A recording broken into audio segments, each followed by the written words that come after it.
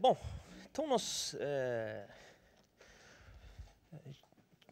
paramos na última aula, né? Nós estávamos falando do processo administrativo disciplinar, né?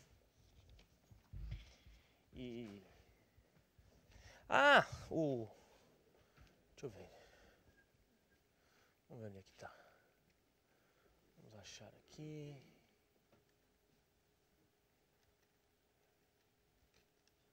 Citação, sindicância.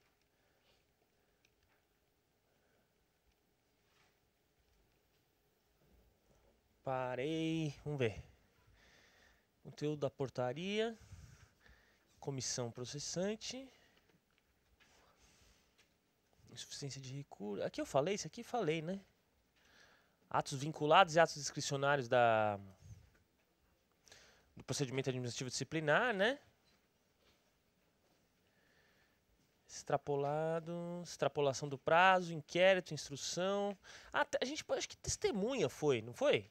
Que a gente estava falando? As testemunhas, não foi? 97, é isso mesmo, tá? Bom, então a gente estava comentando aí sobre as testemunhas, né? A prova testemunhal. A gente sempre dá uma atenção maior, né, para a prova testemunhal, porque ela é a prova mais utilizada, né? A gente acaba utilizando bastante a prova. A documental e a testemunhal, né? São as provas que a gente mais usa, né? Fazemos perícia também, claro, às vezes, mas não é tão comum, né? Elaborar uma perícia. Às vezes, uma prova documental, uma prova testemunhal e o interrogatório sempre do acusado são as provas mais utilizadas no processo administrativo disciplinar. Né? Tudo bem. Bom, então as testemunhas têm que ser intimadas, né, para depor, por mandado expedido pelo presidente da comissão. Então o presidente da comissão expede o mandado, tá? E aí a testemunha assina, né, a contrafé e devolve, né, a parte que ela assina e a assinatura é juntada aos autos para comprovar que ela foi regularmente intimada, etc, né? Como vocês aí já sabem. Certo? Muito bem. É sempre importante a gente dar uma atenção para a questão da antecedência. Né? Você intimar uma testemunha para comparecer em 48 horas, daqui a 2 dias, numa audiência, né?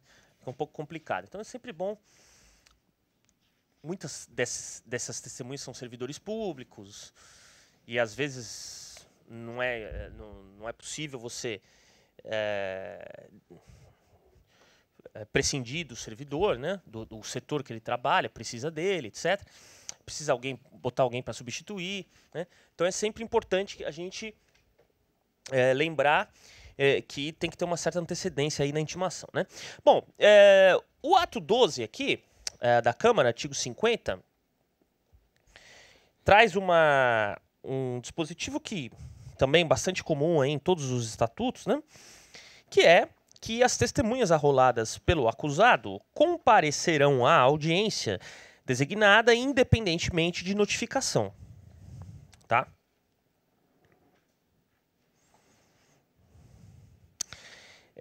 Então, as testemunhas que são arroladas pelo acusado devem comparecer, ele que deve trazer, né?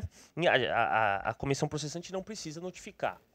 Né? O próprio acusado vai usar aquelas testemunhas como para defesa dele, né? Ele que traz na audiência previamente designada. Agora, tem um dispositivo aqui que eu achei interessante, o parágrafo 1º, né? Deverá ser notificada a testemunha cujo depoimento for relevante e que não comparecer espontaneamente. Né? Achei interessante isso aqui. Ele está se referindo à testemunha do acusado, né?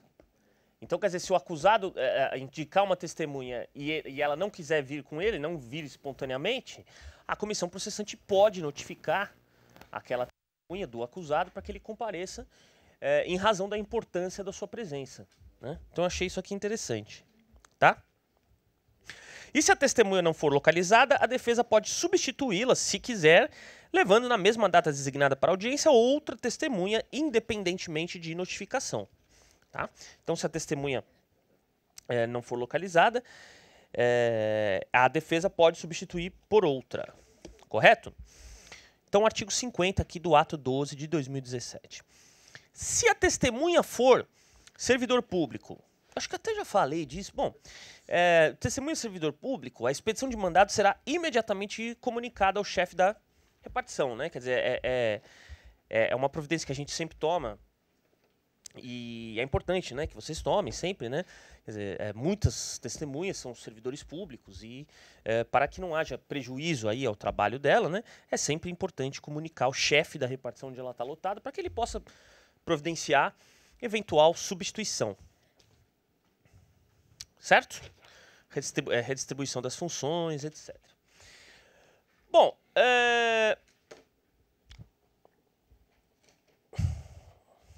eu acho que eu já falei, mas enfim. O servidor que fez parte da comissão de sindicância não pode ser testemunha no PAD, tá? Isso é uma decorrência aí, uma analogia ao artigo 18, inciso 2 da 9784, tá? E ainda que vocês não tenham esse tipo de dispositivo no ato, né, da Câmara, eu acho que é importante vocês observarem isso, né? Quer dizer, o servidor que faz parte da comissão de sindicância, se ele é chamado para testemunhar na comissão processante, ele obviamente vai... veja, na sindicância, aqui vocês têm duas comissões permanentes, né? A sindicância investigativa e o processo administrativo e a de processo administrativo disciplinar. Imagina a comissão de processo administrativo disciplinar intima um dos membros da comissão de sindicância para testemunhar lá. Né? Para começar, vai testemunhar o quê? Se ele já assinou o relatório, né? Ele já assinou o relatório da sindicância. Quer dizer, ele já se posicionou perante o fato. Então, uma doutrina de jurisprudência majoritária dizem que os servidores que fizeram parte da comissão de sindicância não devem atuar como testemunha no processo administrativo disciplinar. Mesmo porque eles não testemunharam fato nenhum, né? O que eles tinham para dizer, o que eles tinham para relatar, já está relatado no relatório da sindicância, né? Não faz sentido ele participar como testemunha, tá? O depoimento tem que ser prestado oralmente. Isso é também doutrina, jurisprudência, uma prática que a gente assume com bastante cuidado, né? Lá no município de São Paulo, em outras administrações também isso é feito. A gente tem que evitar depoimento por escrito. Você manda as perguntas para a testemunha responde e te manda por escrito. Não, tá? A prova testemunhal exige o contato, né? Contato pessoal, tete a tete ali, né? Entre comissão e testemunha, tá? Claro, a inquirição, né? As perguntas realizadas à testemunha, as respostas das testemunhas, né, vêm com gestos, com expressões, com linguagem corporal. Você consegue captar muita coisa com o contato verbal, né? O contato escrito é muito mais frio. A pessoa consegue se preparar muito melhor né, você consegue pegar mais mentiras quando você está ali no ao vivo. Não mentira, né? Tô brincando, assim, inverdades. Né? Mentiras é feio, é inverdades. Né? Ou contradições, enfim. Enfim, você consegue... Eu falo brincando assim, não que a gente tá também querendo pegar todo momento a testemunha no pulo do gato, tentando que ela caia em contradição. Não, mas é que às vezes ela pode até... às vezes ela quer prejudicar o acusado, muitas vezes, né? Então, às vezes é um inimigo, um desafeto do acusado, enfim. Ou, muitas vezes, tá com medo de se tornar acusado também, né? Que tinha uma relação próxima ali com ele, tá? Que é razoavelmente comum também, enfim. Mas, então, não é questão de querer pegar a todo momento a testemunha em contradição. Mas é que realmente o depoimento verbal, você consegue realmente captar reações, captar linguagem corporal, tá? É muito mais difícil de de mentir para uma comissão, né? 3 pessoas, imagina 3 pessoas olhando, né, a resposta, esperando ele falar, né? Quer dizer, ele se sente mais, digamos assim, compelido a realmente falar a verdade, tá? Não sei se vocês usam depoimento escrito aqui, né? Mas realmente eu realmente desaconselho, a doutrina desaconselha, a jurisprudência desaconselha. Eu acho que na busca da verdade real, nada melhor do que a testemunha presencial mesmo, o depoimento verbal, tá? Bom, outra coisa importante, uma recomendação, né? Não é exatamente uma jurisprudência, doutrina, não é mais uma recomendação, que a inquirição de testemunhas seja feita em separado, tá? Colocar todas as testemunhas de uma vez numa sala e ouvir todas sendo que as outras ouvindo que as outras falam, né? Não é uma prática recomendável sob nenhum aspecto.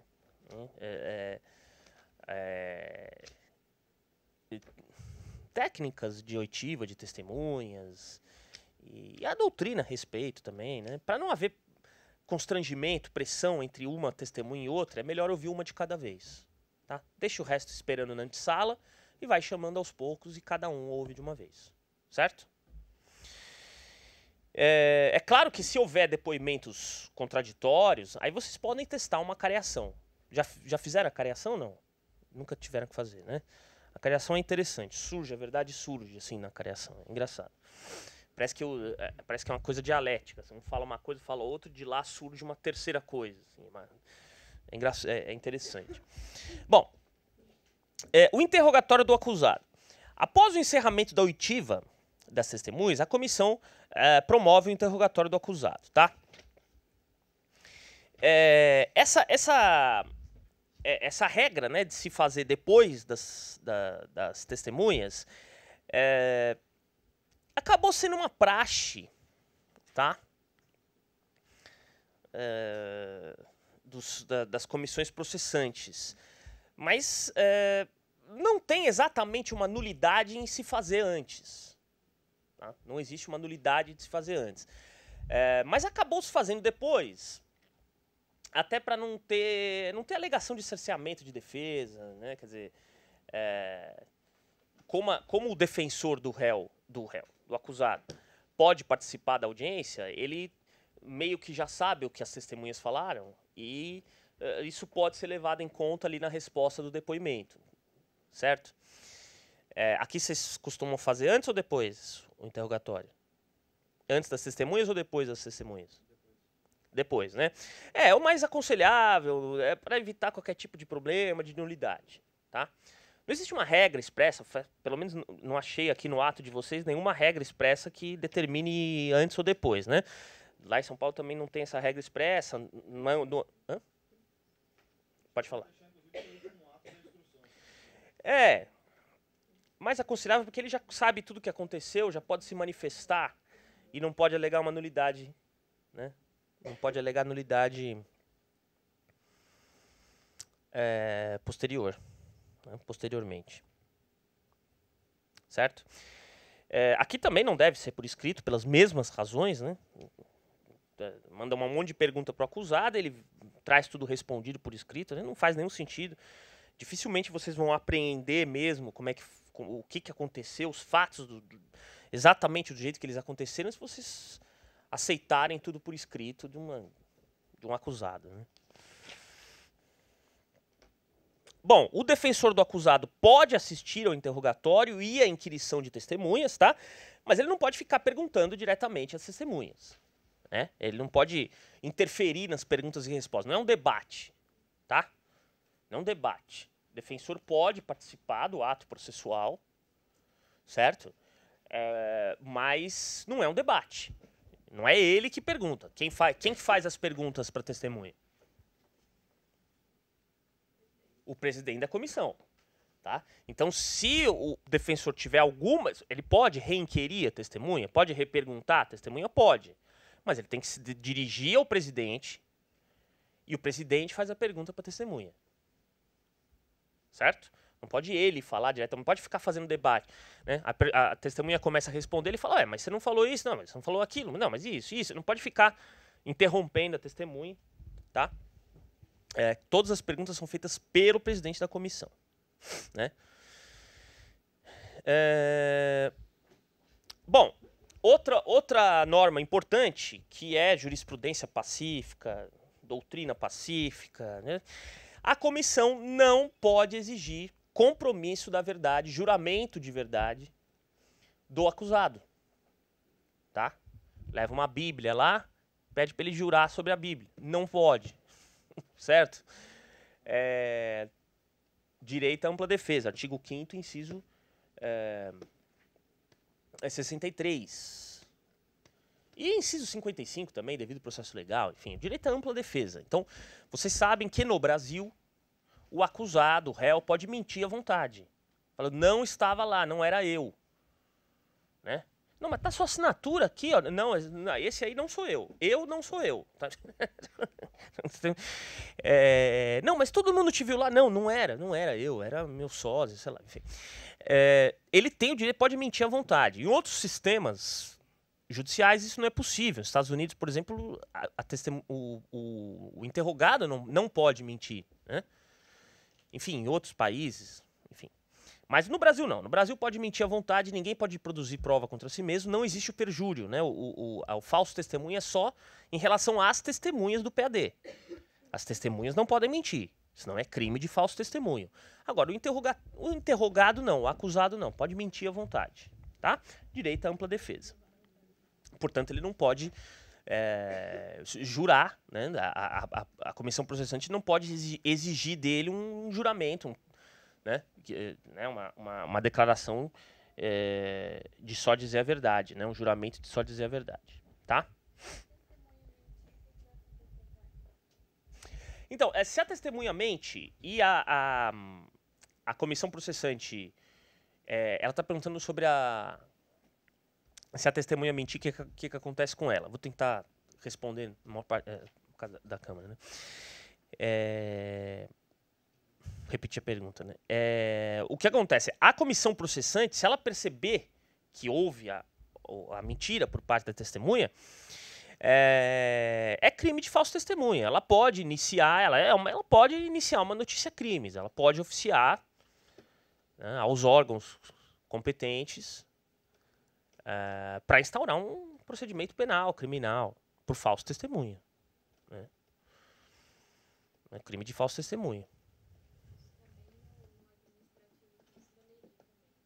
Vale. Né? O crime de falso testemunho, ele vale... qual artigo do Código Penal é o crime de falso testemunho? Quem achar mais fácil ganha um café.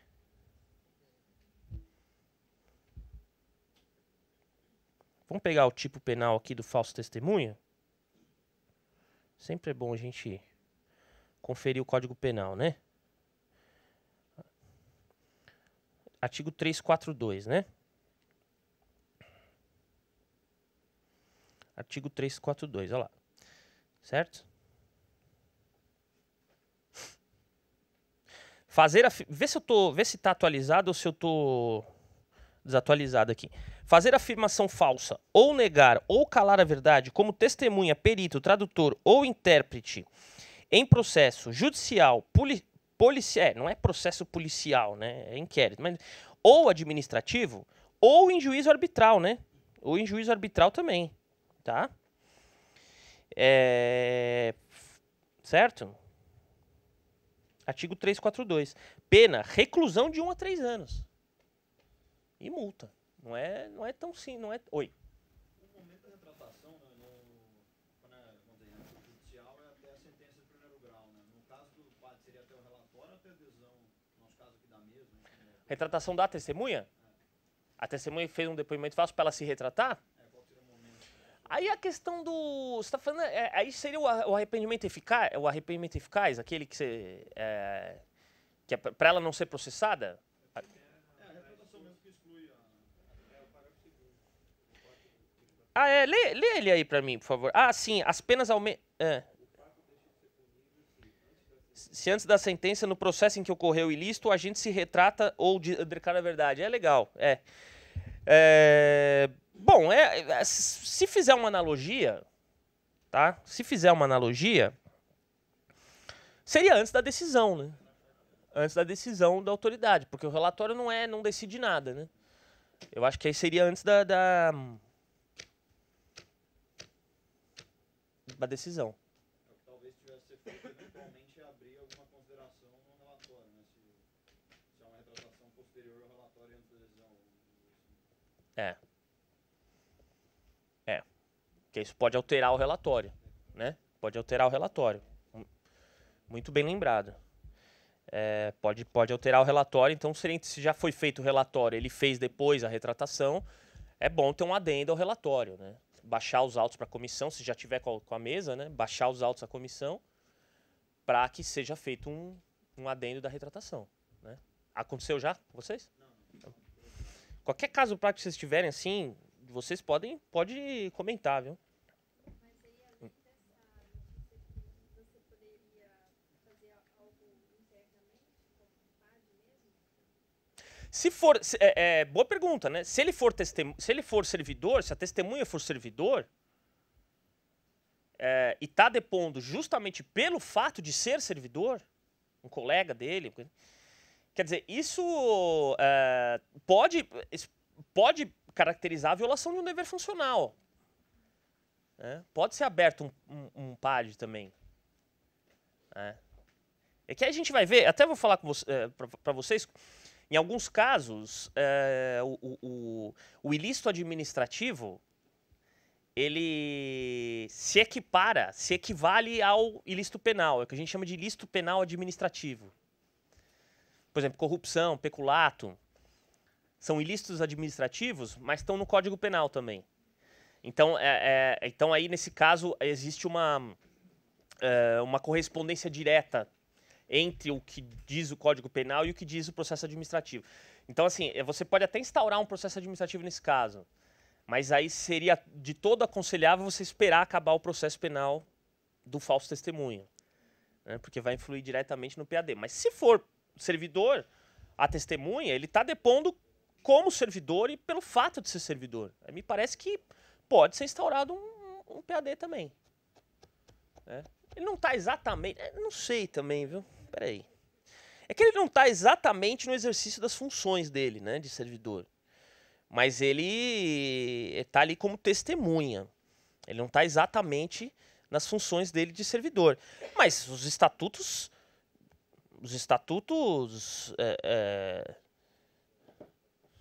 costumam dizer que pode ser aberto um PAD. Não sei, viu? Se pode ser aberto um PAD nesse caso, acho que sim. Ele está lá como servidor, né? Por quê? Pelo fato de ser servidor.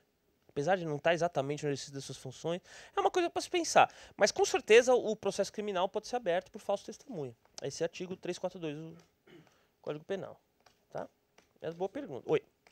A alegação de ser amigo íntimo, inimigo, cabe ao acusado em sua... para que se exclua uma testemunha? Sim. Porque a minha dúvida é o seguinte, imagine que uma testemunha é chamada para um processo específico e ela tem, digamos, um ranço pela pessoa ali interno. Ela nunca exteriorizou a ponto de se demonstrar como inimiga. Mas ela aproveita exato desse momento para, vamos dizer assim, mentir, tudo assim. Usou esse mecanismo aí, ou às vezes não mente, mas não seria uma boa testemunha, vamos dizer assim, porque naquele momento é que ela se revelou como inimiga, e às vezes pela comissão fica difícil para perceber isso. Uhum. Caso se perceba no curso do processo, alguma coisa assim, pode-se entranhar essa testemunha, um parecer da comissão, falando, foi averiguado posteriormente e tal, como condição só de informante, de testemunha, enfim, será alguma coisa nesse sentido. Se é possível a comissão ter essa iniciativa de ter percebido isso, vamos dizer assim. Bom, se a comissão percebeu, depois de indicar a testemunha, de intimá-la, depois dela comparecer, ela fez o depoimento, depois a comissão percebeu que soube, né? Pode desentranhar, pode pedir para desentranhar, pode ser uma. Veja, a comissão ela tem que buscar ou ela pode simplesmente ignorar aquele depoimento, enfim. É que depois vai para a autoridade para julgar, né? Então tem que ser muito bem fundamentado qualquer desentranhamento de depoimento, né? Agora, se a comissão perceber que aquela testemunha quis prejudicar o acusado, se mentiu é fácil testemunha contra o acusado ou a favor dele, tá? Agora, se a comissão fala, pô, a gente não sabia que ele era credor do acusado, né, ou que ele era inimigo íntimo do acusado, né, a gente soube disso depois. Então, faz constar do relatório que aquele depoimento foi ignorado por essa razão. Agora, o acusado tem um momento certo também para dizer. O acusado não pode esperar depois do depoimento para alegar suspeição.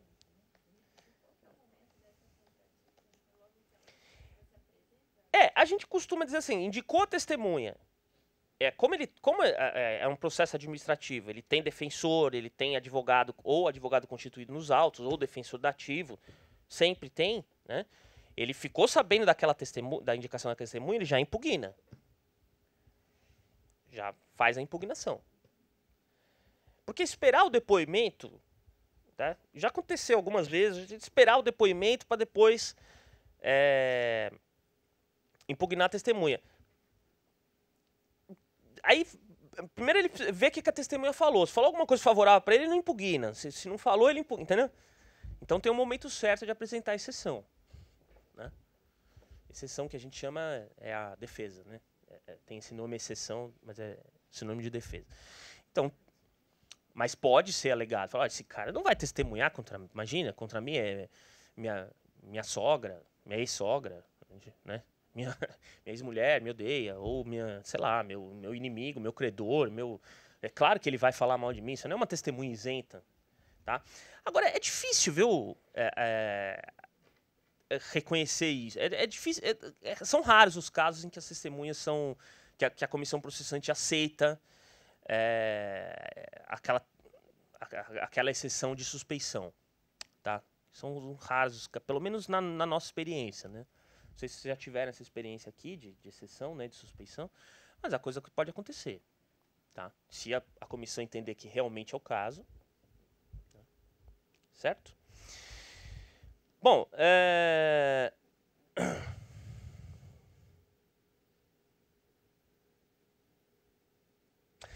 tem esse acórdão aqui, depois vocês dão uma olhadinha nele, um acórdão bem interessante, tá, do STJ, que anulou um PAD, esse processo administrativo disciplinar ele foi anulado, tá? Porque a comissão exigiu que a acusada se comprometesse a dizer a verdade. Tá? Então você vê como é grave a coisa, né? Então realmente não pode fazer a acusada prestar juramento, tá? Possibilidade de gravar as oitivas. Bom, isso já é pacífico, enfim. Já tem julgado, eu trouxe um julgado aqui do TRF4, mas enfim, tem um monte de julgados, isso já é pacífico, né? Os depoimentos e testemunhos prestados no PAD podem ser gravados por meio de áudio e vídeo. Devem, né, na verdade, ser gravados por meio de áudio e vídeo quando solicitado pelo acusado, tá? Isso aí, na verdade, é uma garantia de ampla defesa contraditória e uma garantia da busca da verdade real também. Como tá tudo gravado, bom, hoje em dia vocês veem essas audiências todas aí, da Lava Jato e tal, não sei o quê. É tudo gravado, né?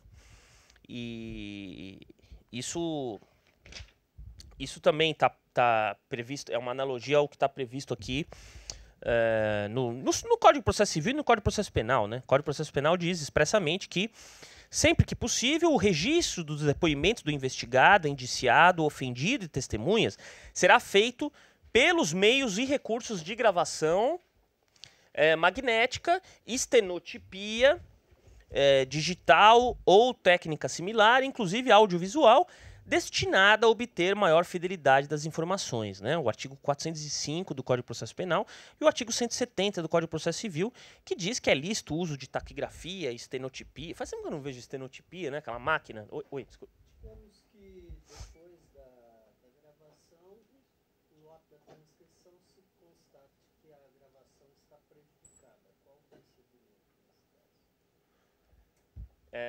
Você só gravou e não lavrou a ata.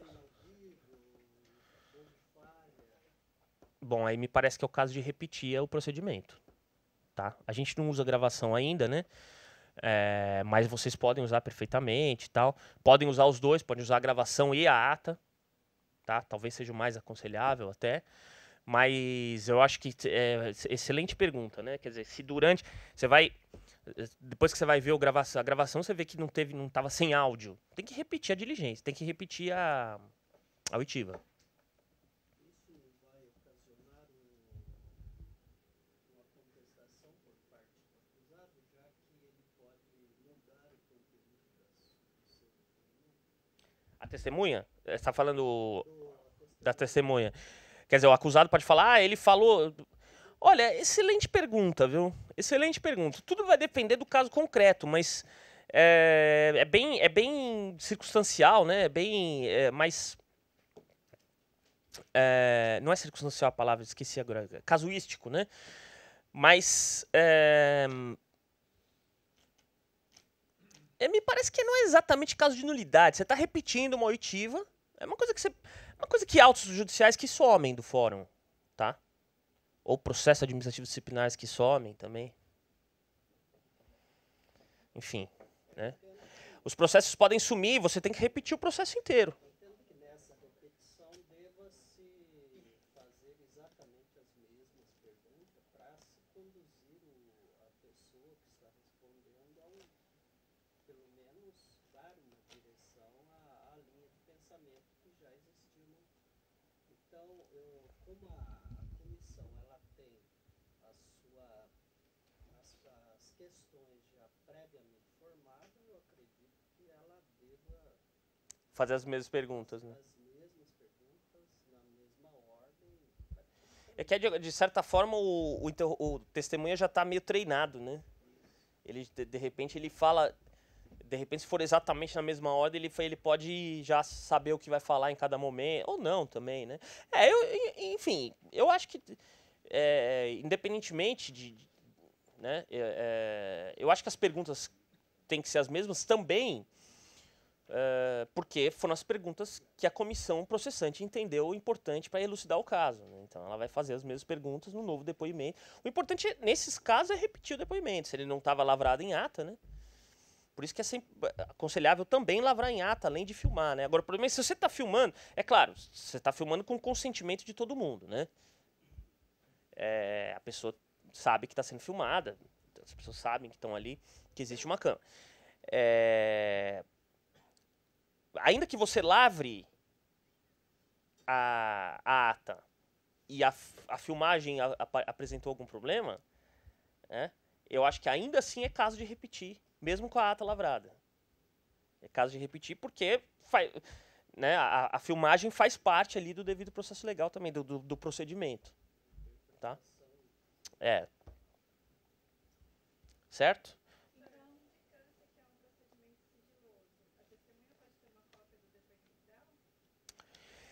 Sindicância não. A sindicância, ela, como você falou, é sigilosa e não tem devido processo legal. É só uma colheita de provas. Está só colhendo provas, né? Ele não pode exigir. Ele não pode exigir cópia de depoimento. Tá? Na averiguação preliminar, às vezes a gente dá. Também não tem grandes prejuízos, principalmente se for testemunha. Agora, o acusado, a gente, não tem, a gente não dá cópia de testemunha em averiguação preliminar e sindicância investigativa, ele não pode exigir, não é devido processo, não é contraditório, não tem ampla defesa, é só uma colheita de provas. Ele nem sabe se vai ser acusado, né? Nem sabe se vai ter processo contra ele. Certo? Vocês tinham feito uma pergunta que... Eu não sei se chegou por escrito ou se alguém fez... Que agora que você tocou Na sindicância eu me lembrei. Negócio se a controladoria podia... não era isso que você tinha perguntado? Foi por escrito? Foi por escrito? Que assim, vocês perguntaram se a controladoria podia controlar o trabalho da sindicância. Não é isso? Era uma coisa assim, se a controladoria... veja, a princípio, o trabalho da sindicância, ele é sigiloso. Aliás, o PAD também tem que ser feito de uma forma bem discreta. Não tem o mesmo sigilo, justamente porque aí é um processo, é devido ao processo legal, o acusado tem amplo acesso, pode pedir cópia do depoimento, né? Agora, na sindicância, não. Agora, a questão da controladoria, eu entendo que ela não pode fiscalizar o trabalho da sindicância, da comissão de sindicância, enquanto ele está sendo realizado, enquanto ele durante o tempo de exercício. Ela pode fiscalizar posteriormente, pode fiscalizar o geral para ver se a comissão de sindicância realmente está sendo exercendo suas funções a contento, de acordo com a normativa a respeito, certo? Mas durante a sindicância, realmente ela tem que ter um caráter bem sigiloso. Inclusive, os membros da comissão de sindicância têm que ser pessoas que tenham a consciência de saber que nada pode vazar dali. Que qualquer vazamento que prejudique o sindicado pode resultar em necessidade de indenização por danos morais, inclusive. Certo? Oi. Havendo a ata no final do depoimento da testemunha e havendo a gravação de áudio, não necessariamente seria obrigatório fazer a transcrição integral. Não. Você pode fazer um resumo, né, do que a testemunha disse, o mais fiel possível, tá? Eu não sei se vocês usam taquígrafo, estenotipia, isso ninguém usa mais, né? Isso aí já tá meio... Vocês usam? Vocês usam taquígrafo? Tem taquígrafo aqui? Nas sessões da Câmara. Sim, aí sim. Nos debates de processo legislativo, aí tem que estar tudo constando em ata, né? Agora, nas audiências, a gente não usa, né? Não sei, taquígrafo e estenotipia. De áudio e no caso a gente faz ata também. Vocês fazem o áudio. A transcrição do arquivo de áudio e uma ata também. Tá. Mas vocês transcrevem depois o arquivo de áudio. Ou vocês... não dá pra...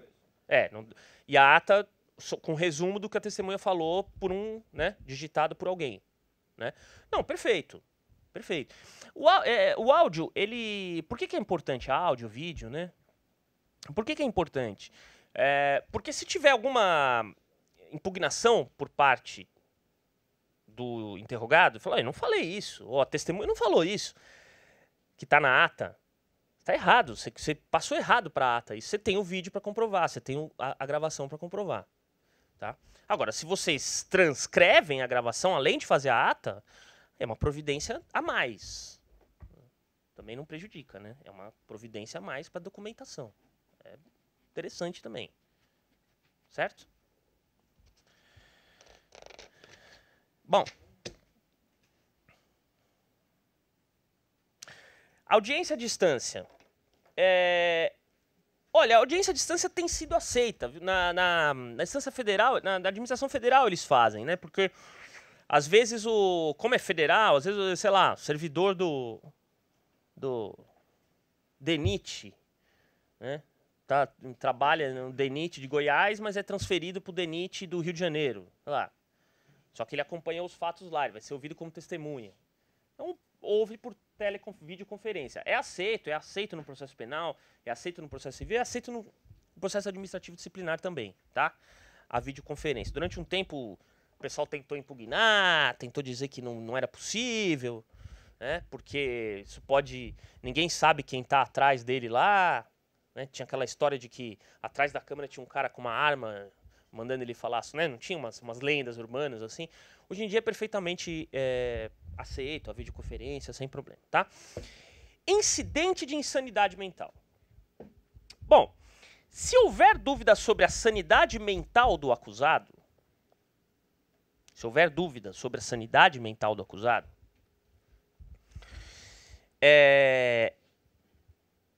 Ah, só uma coisa, viu?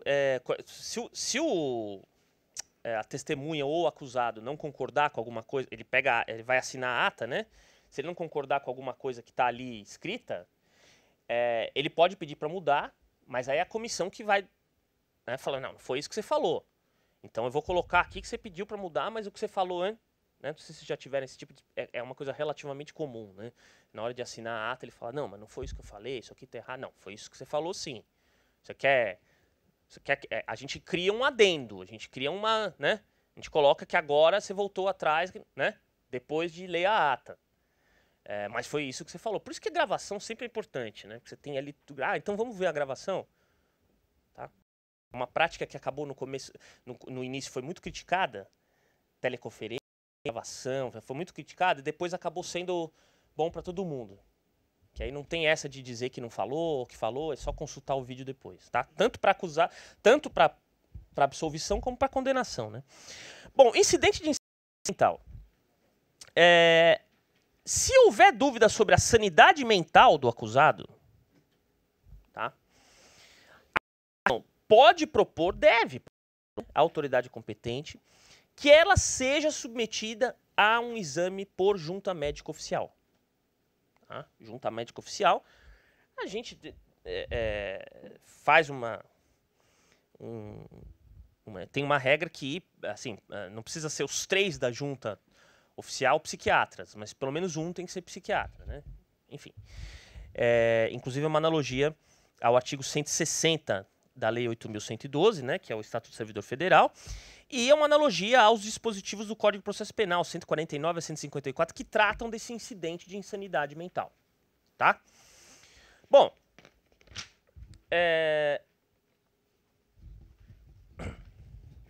tem um acórdão do STJ que diz, esse mandado de segurança aqui do Distrito Federal, que é interessante. Ele diz, é dever da comissão processante, havendo dúvida sobre a sanidade do acusado, encaminhar proposta de realização, propor, né, ou encaminhar proposta de realização de exame de sanidade, sob pena de nulidade. Tá? Então, depois de terminado o processo administrativo, chegar à conclusão que ele não está quites com as suas faculdades mentais, né? Se ele tem algum problema psiquiátrico sério, o processo pode ser anulado. Tá? Então, se houver essa percepção por parte da comissão... Oi, diga. Isso, muito bem. Isso. Exato, essa pergunta é muito boa, tá? A insanidade, ela tem que existir na época dos fatos, que ele cometeu os fatos,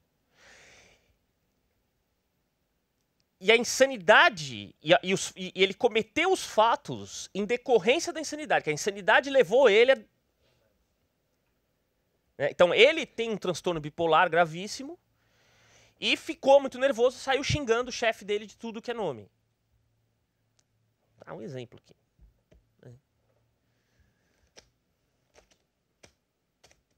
A gente teve um caso uma vez...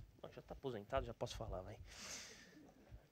A gente teve um caso uma vez de 2 servidores. Né? 2 servidores que... Não, eu não. É que a gente fica um pouco receoso, às vezes. 2 servidores que começaram enfim... Uma servidora e um servidor. Né? A gente não sabe se existia alguma coisa entre os dois. O fato é que ele a xingou, né, durante o expediente. Eram 2 procuradores, inclusive. Faz muito tempo isso. Posso falar, não tem problema. Acho que pode. Enfim. Ele a xingou e ela bateu nele. Bateu mesmo, assim, né? Saiu socando e na frente de todo mundo. Bom, aí depois descobriu-se que os 2 tinham transtornos, né?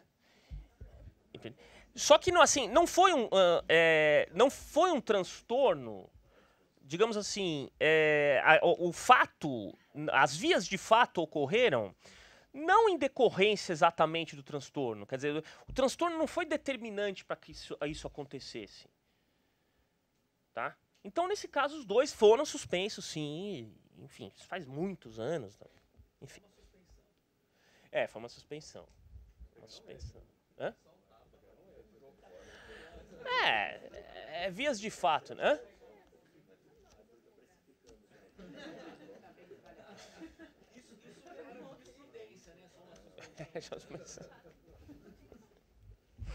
Não, porque eles alegaram depois que estavam desequilibrados, que tomava remédio, que não sei o quê.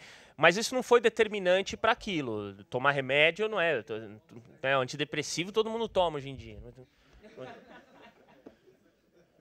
Fala. Assim, dentro do que o senhor está dizendo aí até assim, de acordo com a pergunta lá, assim, tinha que ser a época dos fatos. Vamos dizer assim que uma fase mais avançada do processo, a defesa do acusado surge com esse questionamento, né, da sanidade. A comissão, da forma que deve ser realizada, sob pena de nulidade. A comissão não pode fazer uma solicitação, um filtro prévio, assim, então quer dizer que o seu cliente então tinha isso desde a época dos fatos. Você consegue trazer para nós uns exames aí que foram feitos, alguma orientação, um laudo médico, alguma coisa? Demonstre já. Eu falo assim, fazer uma triagem, porque às vezes é um mero mecanismo para tentar gerar uma nulidade para cancelar o processo. Na verdade, eu achei que eu tinha falado isso aqui, não tá? Mas a pergunta é muito boa. Você está perguntando assim, tem um momento para ele falar, para ele alegar a insanidade. Né? O defensor, ele não pode esperar acabar o processo para alegar a insanidade. Tá? A não ser que seja algo muito grave, muito evidente, que não foi, que poderia ter sido constatado pela comissão e não foi. Tá? Poderia ter sido constatado pela comissão e não foi. Agora, se foi algo, às vezes esperou acabar o processo para depois alegar a insanidade, não. Aí passou o prazo para alegação da insanidade. Tá? Eu falo numa lógica nossa aqui interna, se essa manifestação vier só após o relatório, antes de subir para a autoridade, só naquele momento, não, mas em nenhum momento dos depoimentos de testemunhas foi levantado, nos memoriais também isso não foi apontado pela defesa, é só pós-relatório mesmo que vem com essa tentativa de defesa de gerar uma nulidade. Claro, também vão me negar, mas depois, mais ou menos nesse sentido. Se a comissão, se é um mecanismo válido, ela solicite então que seja demonstrado via exames, da época, enfim, alguma coisa assim, para que não se conceda automaticamente isso também. Às vezes é uma forma até de atrasar um pouco o processo, vamos fazer a comissão, a autoridade que vai autorizar, nesse sentido, se a comissão tem essa prerrogativa de fazer um filtro desse pedido de insanidade. Ah, sim, tem. Tem, mas assim, com certeza. Às vezes é uma pessoa que nervosa, tensa, mas não é. A insanidade mental ela tem que ser de tal grau, ela tem que ser diagnosticada como insanidade mental, tem que ter o CID. Se a pessoa tiver histórico de internação, inclusive. Pode ser provado por histórico de internação, tudo. Agora, se é uma pessoa assim que tem um gênio mais forte, propensa a brigar e alega insanidade mental, a comissão fala, não, quer dizer, se ficar muito evidente que não é caso de insanidade mental, a comissão não toca para frente. Então a comissão tem essa discricionariedade, a comissão tem esse poder de fazer um filtro inicial sobre aquele pedido. Se é um pedido completamente descabido, uma tentativa evidente de procrastinar, de tentar cancelar, né, a punição, né? Sei lá, um peculato. O cara desviou verba, mas aí, sabe o que é? Que ele é louco, por isso que ele desviou verba. Não, você entendeu? Então, é louco, mas não rasga dinheiro, como a gente diz. Né? Então, assim, claro que né, a comissão pode fazer esse filtro. Agora, havendo indícios de insanidade possível, é bom a comissão encaminhar para a junta, porque senão depois o processo pode ser considerado nulo. Aí anula o procedimento. Certo? Oi. Alcoolismo, dependência química. Isso. Eu ia falar disso agora. Bom, é muito... realmente, infelizmente é um problema que parece que só aumenta, né? O alcoolismo e a a drogadição entre servidores, tá? Não é que só aumenta também, tô exagerando, mas enfim, é uma coisa grave, tá? Parece que, não sei, um problema que é difícil de solucionar, né? Assim, aumenta na sociedade inteira, exatamente, isso que eu quis dizer, claro. Né? Enfim, é uma coisa bastante complicada, tá? Bastante difícil de lidar. Em muitos casos, é um alcoolismo crônico, tá? O sujeito precisa de tratamento. Se é algo que chega a ponto dele não conseguir vir trabalhar, aí é um caso de licença médica, né? É um caso de licença, tem que se tratar, tem que ser internado, enfim, é casos muito graves, né? De drogadição ou de alcoolismo. Agora, também vamos com cuidado, né? Ele pratica algum ilícito grave e depois fala, sabe o que é? Que eu tava bêbado na hora. Estar bêbado na hora é diferente de ser alcoólatra. Isso que eu quero dizer. Isso é uma das coisas que eu quero dizer. Né? Quer dizer, estar bêbado na hora é diferente de ser alcoólatra. E outra coisa, você precisa ver se esse alcoolismo dele realmente foi determinante para ele praticar aquilo. Em alguns casos, o estar bêbado pode agravar a situação dele. Por exemplo, se ele for motorista.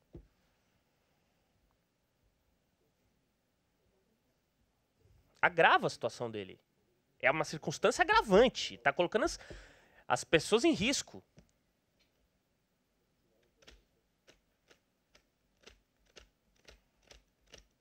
Então, assim, infelizmente é relativamente comum a gente receber esse tipo de alegação. Ah, ele tem problema com droga, tem problema com álcool. Isso foi determinante para ele praticar aquilo? Ele estava andando, a gente brinca, né? Ele estava andando, caiu num barril de pinga, ficou bêbado sem querer? Agora, se ele tem, por exemplo, se ele não consegue, se perdeu completamente a capacidade de concentração, perdeu a capacidade de fazer o serviço que ele tem que fazer, porque exige concentração, e o alcoolismo e a drogadição não permitem. E, em razão disso, ele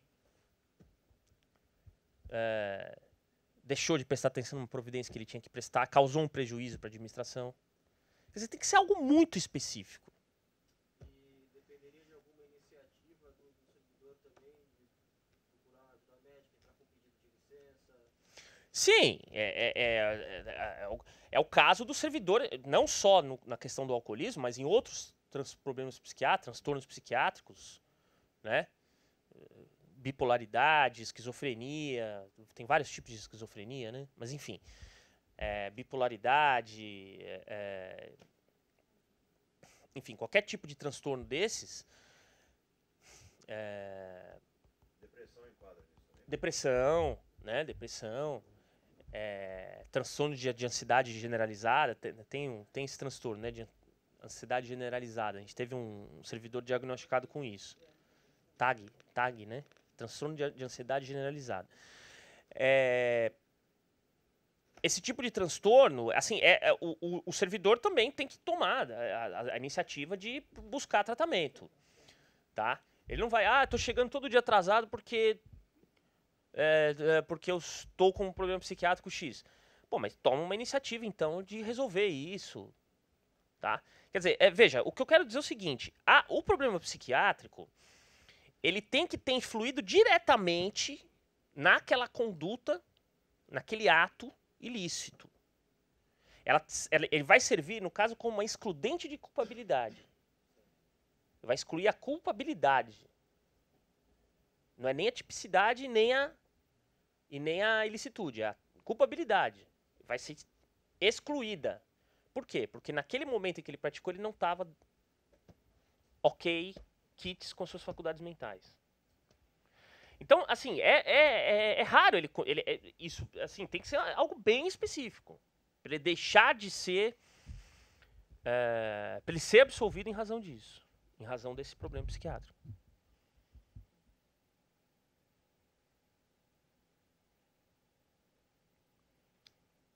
Né? Então, se ele tem um problema de alcoolismo, chega todo dia atrasado, ou vai dia sim, dia não, ou chega sempre embriagado para trabalhar. Né? Então, veja, ele vai vai iniciar um procedimento administrativo para ver essa assiduidade dele, esse excesso de faltas dele. Ele fala, sabe o que é? É que eu tenho um problema de alcoolismo. Comunicasse ao seu chefe, pedisse uma licença. Você entendeu? É uma coisa séria, né? Infelizmente. Mas, enfim.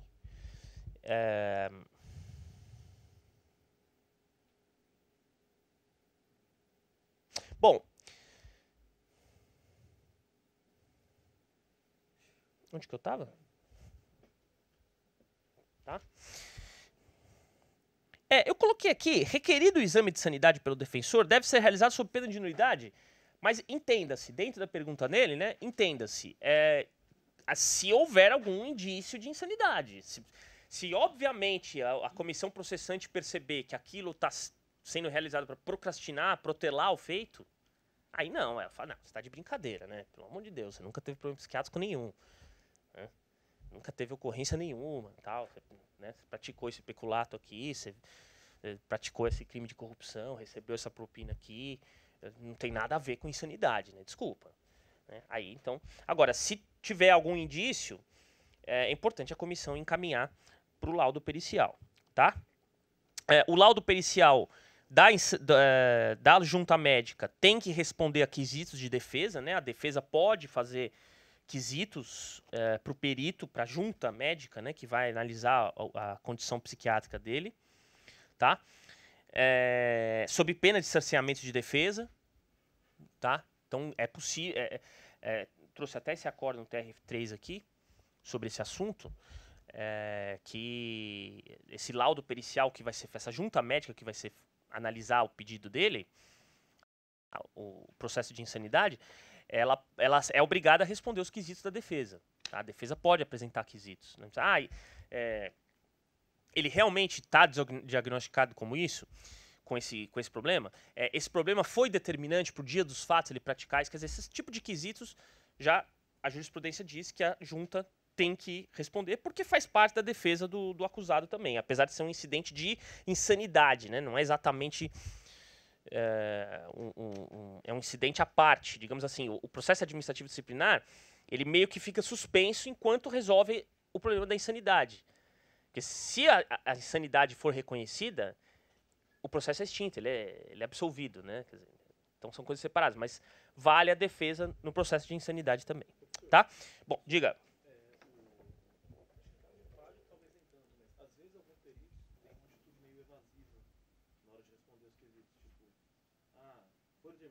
Não dá para dizer se foi.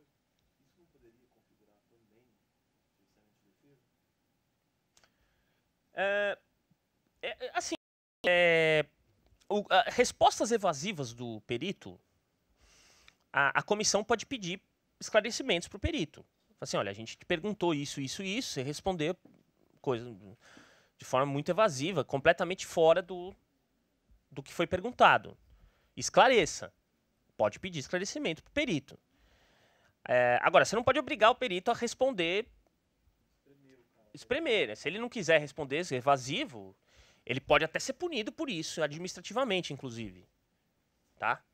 Agora, você vai levar aquelas respostas em consideração no seu relatório. Olha, o perito foi evasivo em relação a isso, portanto, não temos como provar a culpa do réu. Não necessariamente uma resposta evasiva vai prejudicar o acusado. Muitas vezes uma resposta evasiva beneficia o acusado. Né? Agora, se for uma resposta evasiva que prejudica o acusado, é importante a comissão se atentar para isso e pedir esclarecimentos, para depois não gerar nenhum tipo de nulidade. Né? Se o perito fala completamente fora do que foi perguntado, e o defensor também dele, do acusado, também tem que, né, analisar o laudo e ver se tudo foi efetivamente respondido. Diga. A perícia mais recomendável que seja feita por quem? Por alguém da própria administração? Olha, não existe uma recomendação, né, específica, tem que ser alguém da administração, ou é melhor que seja fora, porque é uma pessoa completamente isenta. Não existe essa obrigatoriedade. Tá? Isso vai depender muito de cada caso. Né? Nada impede de que peritos externos à administração sejam contratados para isso. Né? Mas pode ser também, se tiver engenheiros capazes, contadores, né, dentro da administração que possam realizar, também é possível. Diga. Era isso que eu ia perguntar. Se, por exemplo, tiver uma área técnica específica na administração, responsável por um assunto que seja de interesse do processo, e aquelas pessoas que trabalham ali, elas não têm nenhum tipo de impedimento, né, amizade, inimizade. Isso é importante, né? Poderia requisitar o auxílio? Pode requerir, pode fazer a perícia por meio de um servidor, mas aí tem toda a questão da isenção. Eu imagino assim, em São Paulo isso é mais fácil de visualizar. Aqui, como é menor o órgão é pequeno, né? Geralmente as pessoas todas se conhecem. Em muitos casos, talvez seja interessante pegar um perito externo. Perito contábil externo, um perito de engenharia, né? A gente teve um caso em São Paulo que precisou avaliar um imóvel, porque teve uma denúncia de subavaliação de alguns imóveis para fins de pagar menos tributo. Então isso acabou virando um PAD e a gente usou para avaliar o preço de mercado do imóvel, a gente usou engenheiros da própria prefeitura. O pessoal do departamento de desapropriações, que está acostumado a avaliar imóvel, né? Que a gente tem um departamento só de desapropriações lá, né? Chama DESAP. E eles avaliam os imóveis. Então a gente usou um perito desse numa perícia de um processo administrativo disciplinar. Tá? Mas já foram usados peritos externos também. Então, mas e a informação, a especialidade do cara? Por exemplo, nós temos um médico, mas ele não é psiquiatra. Ah, sim, Aí assim, se for para ferir, se for num incidente de insanidade mental específico, né? Eu acho que vocês falaram de forma genérica, né? Mas se for específico no incidente de insanidade mental, aí tem que ser um perito, tem que ser um médico psiquiatra, né? Pelo menos um da junta médica que vai analisar tem que ser um psiquiatra. A insanidade mental, a gente costuma se fazer por meio de junta, porque é uma analogia ao Código de Processo Penal, né? O Código de Processo Penal fala em junta médica que vai analisar, para não ouvir a opinião de um só, né? Uma junta, pelo menos 3, e mais um deles, pelo menos, tem que ser psiquiatra, né? Põe 3, né? Médicos. A questão do custo do terceiro médico, do médico desempatador. Normalmente, se fosse um processo fora, seria dividido entre as partes. Como no caso aí, o PAD não tem especificamente partes, seria defesa e administração, como que ficaria isso? Imagina assim, que ele tem o médico dele, a administração, por meio de um convênio com a prefeitura, tem um psiquiatra dela, um outro tipo de médico, enfim, e o desempatador. O desempatador? O terceiro, ele seria como um acordo entre É uma boa pergunta. Na verdade, se foi a defesa que alegou, ela tem que arcar com os custos desse desempatador, a não ser que seja pessoa de baixa renda, enquadrado como baixa renda, aí a administração arca. Agora, se for uma iniciativa da própria comissão, né, aí o perito vai acabar sendo pago com recursos do erário mesmo. Né? Toda a junta, né, você está dizendo, né? Você está dizendo que tem médicos aqui da Câmara e... Por exemplo, se ela for custear o desempatador também, vai sim, talvez tenha aquela dúvida assim. Como assim desempatador? Tem... Imagina que tenha um médico que atende aquela pessoa, que atende o acusado, enfim, e tenha um médico indicado pela administração. Ah, sim, o perito. Escolher um médico perito, um psiquiatra e perito Tá. da prefeitura. Uhum. O terceiro médico. Ah, o terceiro médico que vai desempatar. Depende, quem pediu esse... Se você alega que você tem um problema psiquiátrico, entende que você tem um assistente técnico. Você A junta é necessariamente formada com um médico de indicação dele? Não, assim, em São Paulo, na verdade, a gente usa o DEMED, né? Que é um departamento médico que já tem a gente tem já a própria junta que faz essa perícia, né? Mas no caso disso não existir, num órgão que não exista, o que acontece? Se é a parte que pediu esse desempatador, é ela que tem que arcar. Porque, na verdade, você pediu, existe um convênio prefeitura, câmara, com alguma entidade que faz esses, né? Até para fins de auxílio acidentes, auxílio invalidez, está falando, não? Acidente, enfim. Que faz isso e aquele perito daquele órgão conveniado com o município disse que realmente ele tem um problema psiquiátrico que foi determinante para aquilo, ou que ele não tem. A parte, o acusado, pode apresentar um laudo de um médico dele, que a gente chama de assistente técnico, né? Pode apresentar um laudo de um médico dele, dizendo que aquele laudo tá falho. Aliás, professor, esse ponto até com base no comentário que a Yasmin fez, é interessante. A junta jamais vai poder ser formada com o médico da própria pessoa. Vamos supor que ela Não. queira, são 3 médicos. Ela quer, então o médico da minha clínica Não. tem que ser obrigatoriamente Um médico isento, um perito isento. É muito comum, assim, a primeira alegação de insanidade vem de um médico particular dela. Ou um médico que já trata ela faz tempo, ou um médico que ela arranjou para indicar uma CID lá para ela, né? CID é o cadastro das doenças lá, né?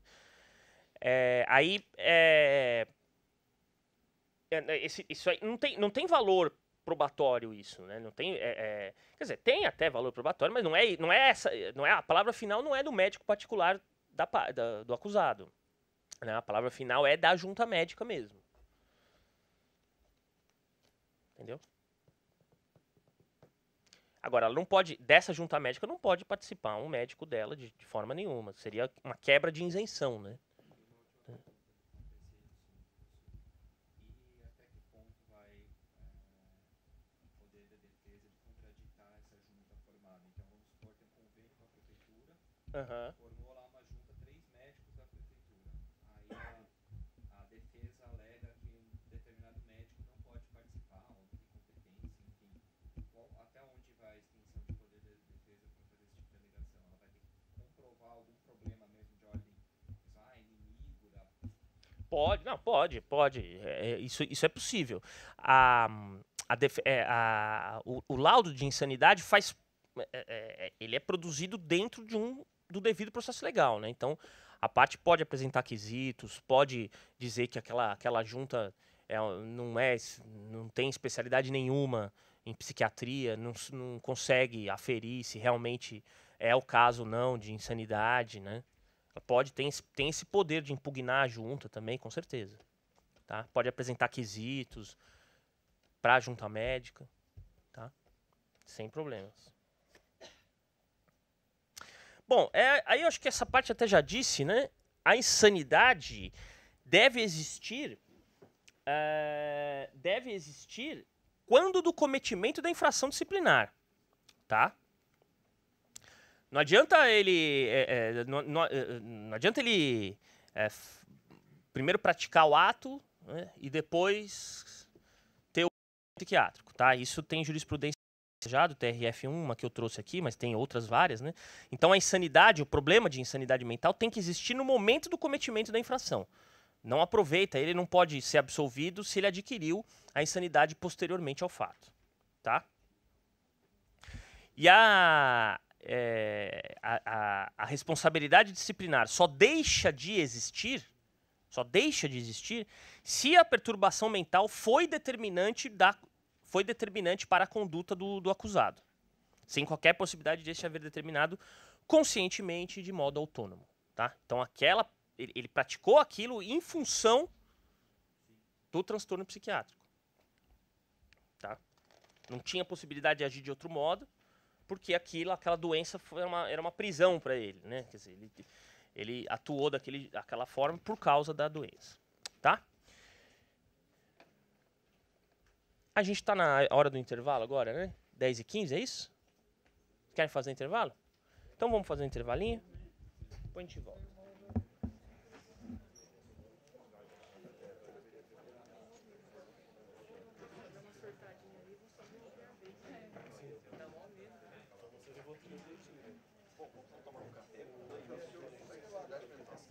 Psiquiatra, psicólogo, consulta, né?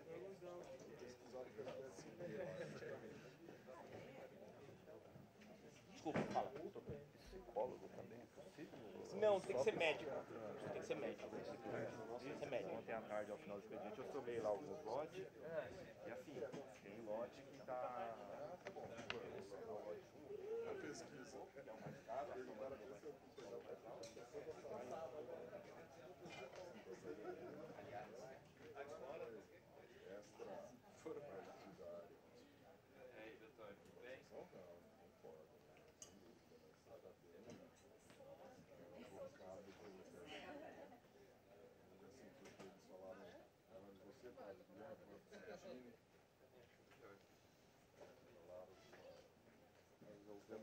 Possível em casa, sem.